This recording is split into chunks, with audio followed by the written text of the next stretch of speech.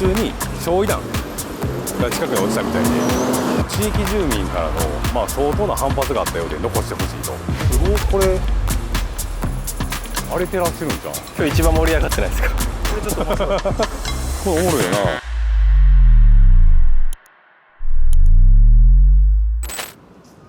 どうも坂東です。今日は大阪市北区中之島に来ています。大阪梅田と淀屋橋の間に流れている堂島川と土佐堀川に挟まれた中之島を歩きながら建物や歴史について見ていきたいと思います。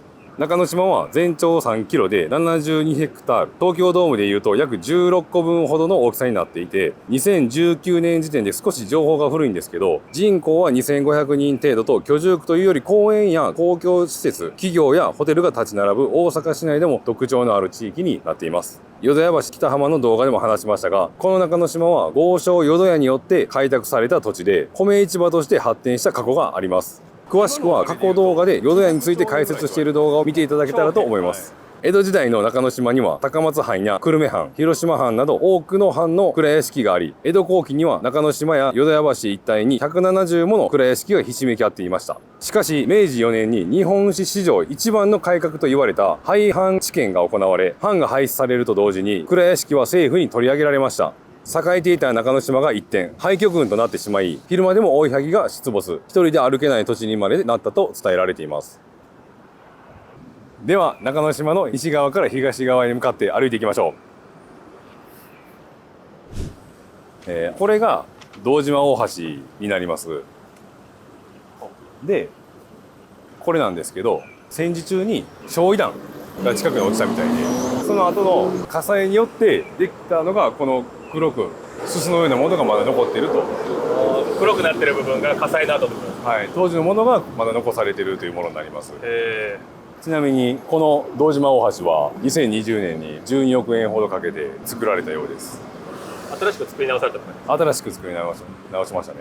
この堂島大橋は1883年に架けられた橋で、その後に洪水であったりだとか都市計画によって改築されてたんですけども、その後1927年にもう一度架け直して50メートルのこの堂島大橋が新たに作られました。この橋は今100年ぐらい歴史あるんですね、じゃあ。そうやね、200年ちょっとあるね。戦争も耐えてるってことですね、じゃあ。そうやね。一応。あっちに見えるのがザ・パークハウス中之島タワー、55階建てのタワーマンションになります。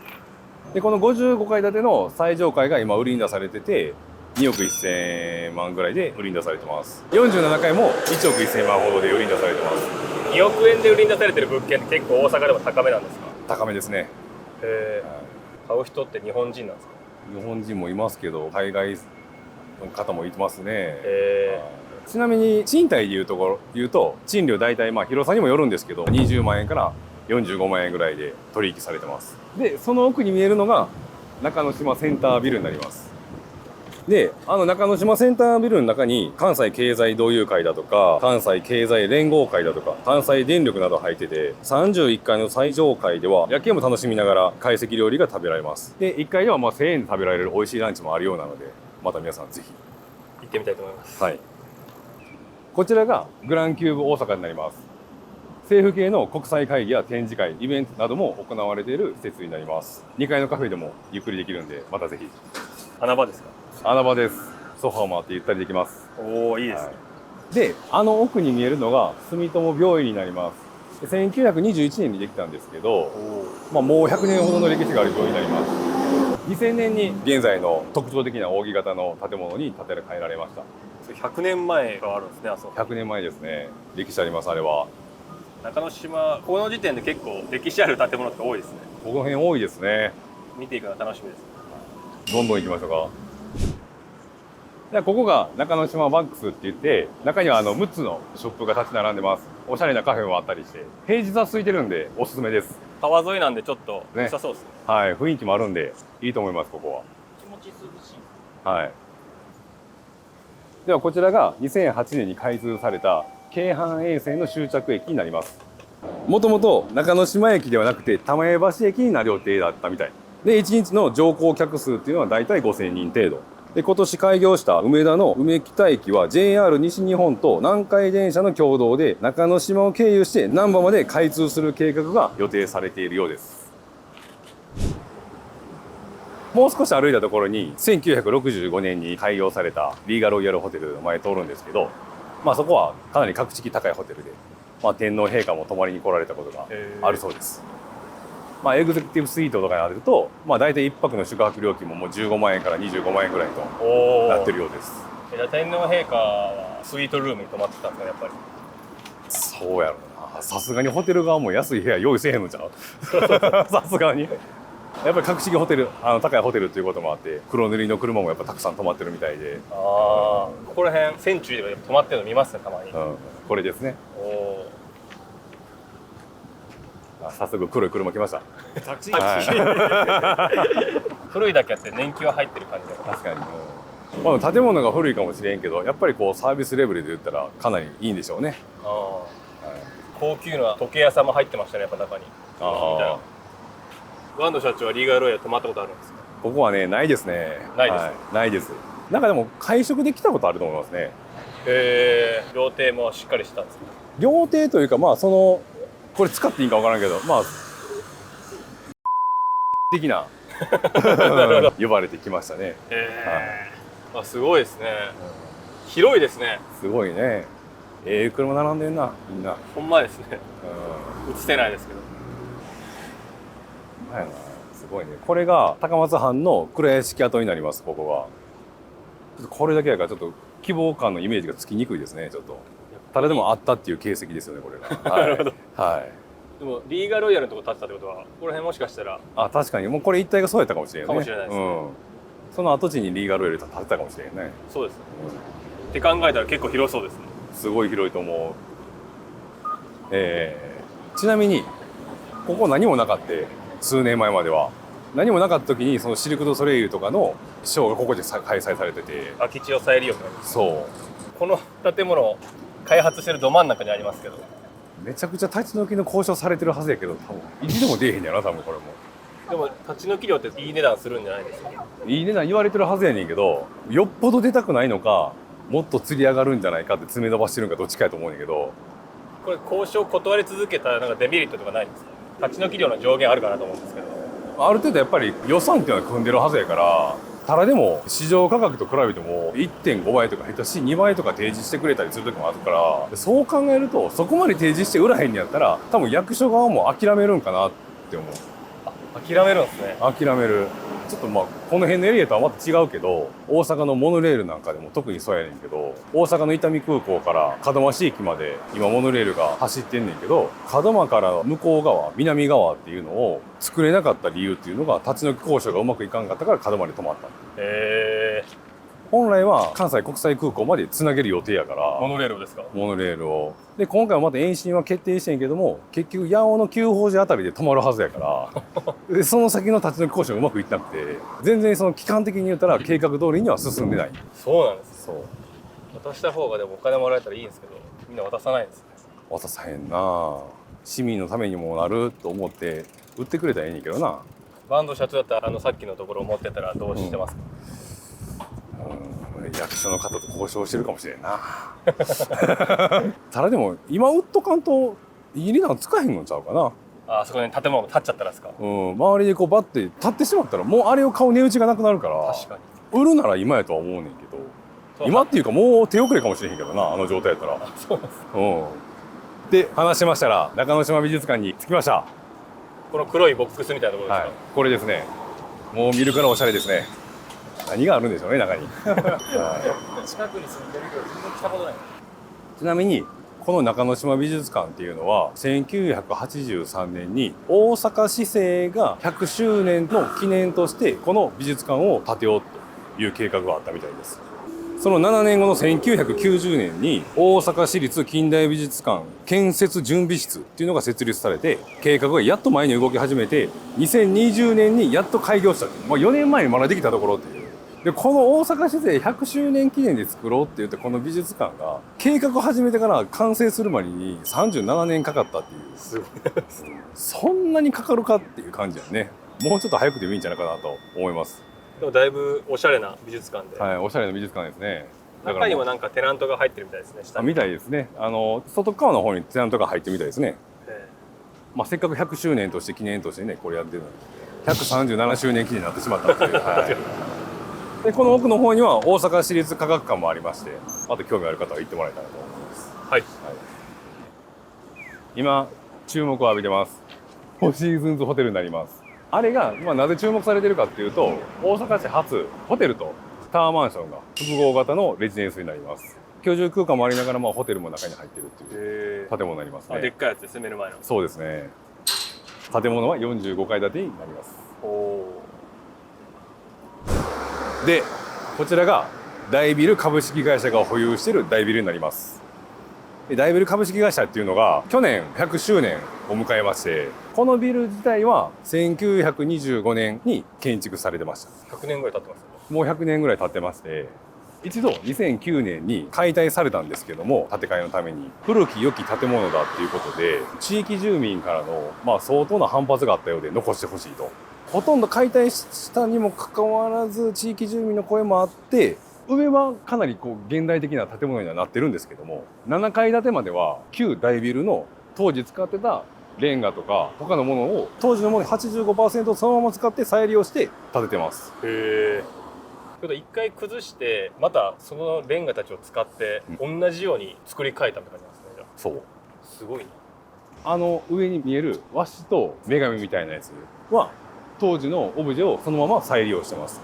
へー。じゃあこれはじゃあ100年前の100年前のものになりますね。あれはすげえ。何より僕すごいなと思うのが、一旦解体して 85% 再利用して作ったっていうことやけど、当時の解体って荒かったと思うね。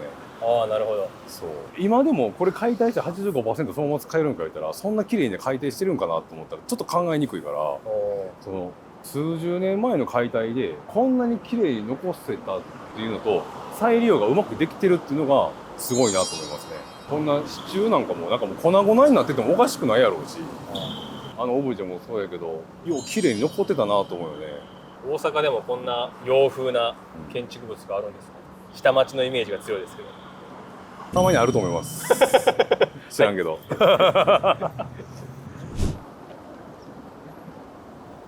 でここが渡辺橋って言いまして、もともとこの辺りの地名で渡辺の津って言われてる地名だったんですね。はい。全国に渡辺さんってたくさんいらっしゃると思うんですけど、はい、いますね。渡辺さんの発祥の地と言われてます、ここは。はい、全国の渡辺さん、ここから全国の渡辺さん、ここからです。はい、関西の人なんですね、じゃあ渡辺さん。関西ですね。はい。で、あちらに見えるのがツインタワーになります。右側もツインタワーなんですか？右側もですね。で、このツインタワーのこちら側がコンラッドホテルが入ってます。ヒルトン系列かなんかですね、確か。そうですね。で、あっちが、朝日新聞社も入ってる、オフィスビルになります。でかいですね。でかいですね。で、ちなみにこの西側のコンラッドホテルが入ってる方なんですけど、公設美術館も入っております。で、このツインタワー2棟建ってると思うんですけど、はい、1棟大体500億円ほど建築費がかかってると言われてるので、両方合わせて1000億はかかってます。はい。すごいな。ね、土地に入れたらなんぼなんやろうね。確かに。建物だけでの話やろうから。1000億とか賃料とかどれぐらい毎月入ってくるんですか？こんなもんなんやろうな。こんなもんなんやろうな。想像つかないよね、この規模感になってくると。もっとしそうなイメージしません？多分当時やからじゃん。あ、そうなんだ。今やったら500億で建てへんと思うわ。今から渡るところが肥後橋になります。錦橋。歩行者専用です。すごい、これあれ照らしてるんじゃん。青いやつ。なんで離れてんのにこんなん設置できるんやろうな。普通はできないですか？だって敷地外やもんな。しかもここは公共の土地やろうから、はい、照明設置できるっていうのが役所となんか行政と何かあるんかなこれほどのものを建てて芸術的なオブジェも貼るからちょっとライトアップさせてくれへんかで交渉乗ってくれたかもしれんな。一般人の交渉じゃ絶対に無理。絶対無理やと思う。すごいな。こんなんもう許可してくれんねんな、このぐらいの規模になったら。すごいですね。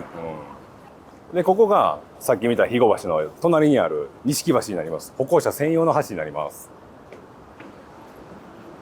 ああ、すごい。難波とか書いてあるやん。歴史載ってるんですね。ああ、天皇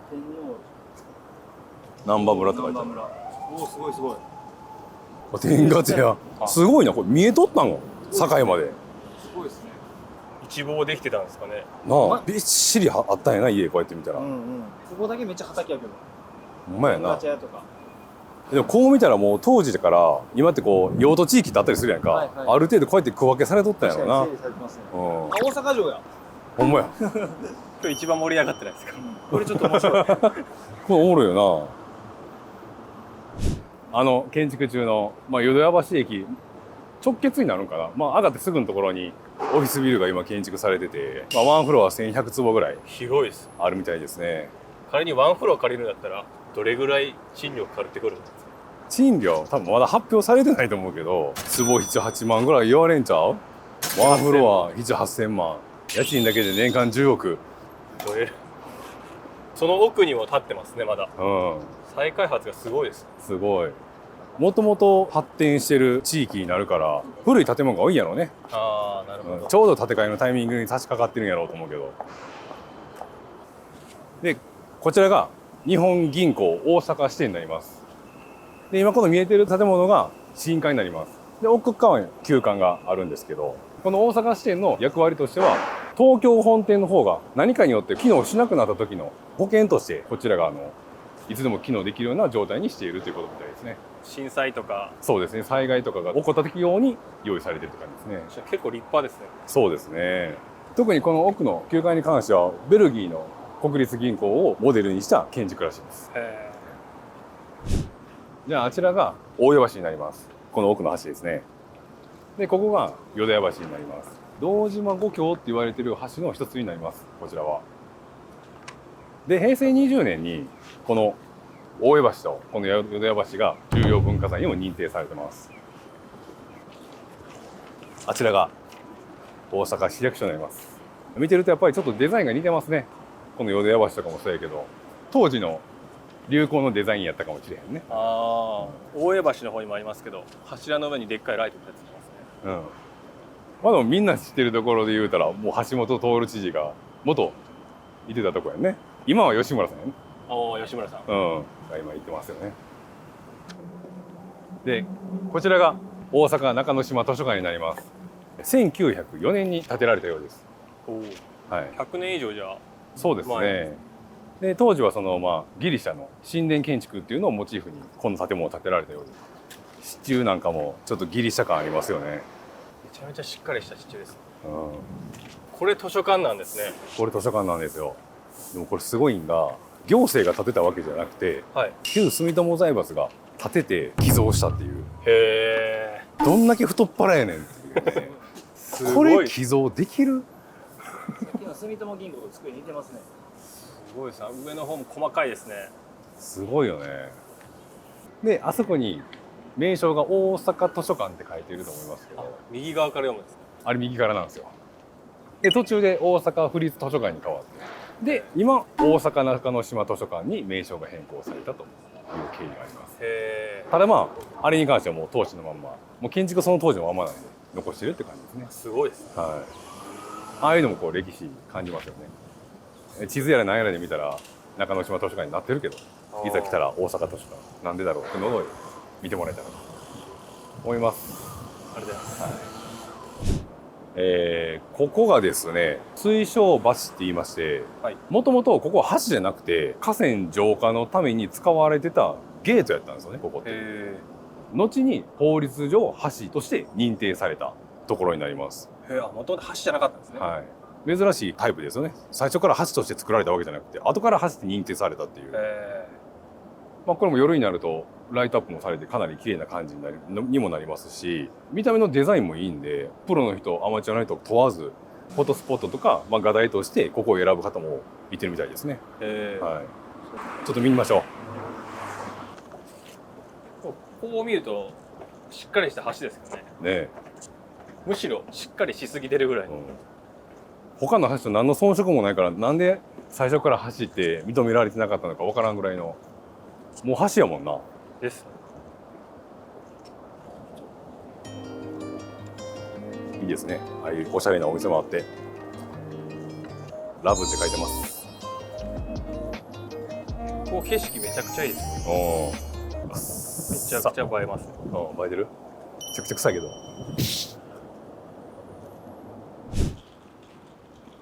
またすごい建物出てきましたね。これが中央公会堂ですね。中之島の象徴ともいえる中央公会堂は岩本栄之助の寄付により建設されました。岩本は漁協の相場師と称され、株取引で莫大な資産を築いた人物です。北浜の投資家たちは1907年の日露戦争終結後、空売りで破産寸前に追い込まれ、株を売って株価を下げてほしいと岩本に懇願。父の代からお世話になっている皆さんへの恩返しだとして、自身が保有していた大量の株を売却し、株価の上昇を抑え、多くの投資家を救ったことから漁協の相場師と呼ばれるようになりました。また岩本は株式で得た利益は公共のために使うと決め、1909年に渡米し、アメリカの公共事業を学びました。帰国後、現在の価値で数十億円に相当する資産を大阪府に寄付、公園や学校の建設案も出ましたが、最終的に公会堂の建設が決定されました。1914年、岩本は一度投資家を引退しますが、1916年に復帰。今度は岩本が第一次世界大戦の影響で莫大な損失を抱えることとなります。周囲からは大阪府に寄付したお金を返してもらうよう助言されるも、一度寄付したものを返すというのは大阪商人の恥としてこれを拒否。その後、損失を回復できなかった岩本はピストルを用いて39歳という若さで自ら命を絶ちました。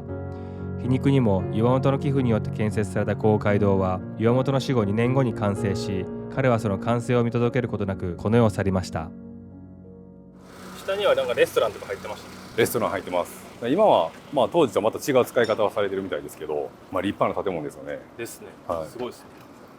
ここ研修講習、セミナーとかでも使われてるところでもなりますね。中に結構立派な会場がありまして、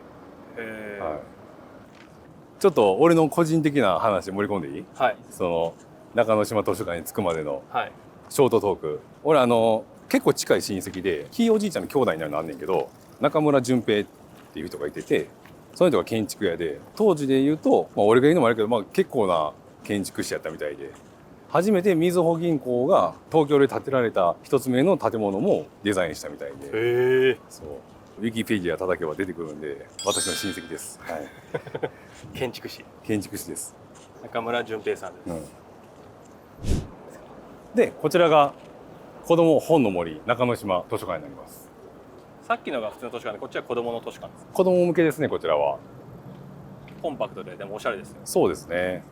さっきよりもだいぶキュッと可愛らしい感じに。こちらは予約しないと入れませんので、ご注意ください。はい。中之島ってなんか大阪っぽくないですね。